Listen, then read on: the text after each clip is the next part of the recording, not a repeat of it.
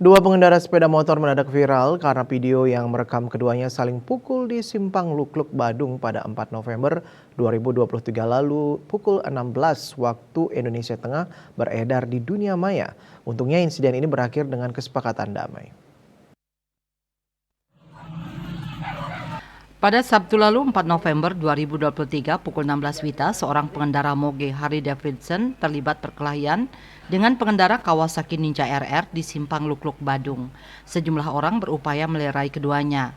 Insiden tersebut sempat menghebohkan warga sekitar dan memicu kemacetan.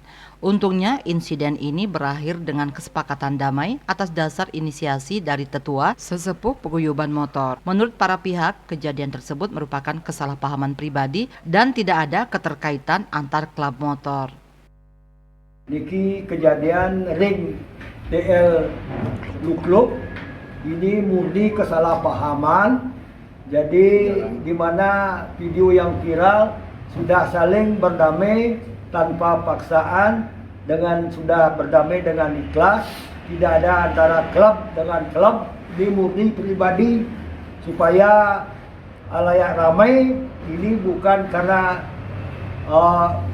moge, bukan karena duata, ini betul-betul salah paham di antara semua adalah pribadi. Ini sudah diklarifikasi dan dalam perdamaian.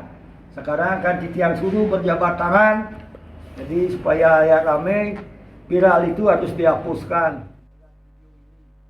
Tim Liputan Bali TV.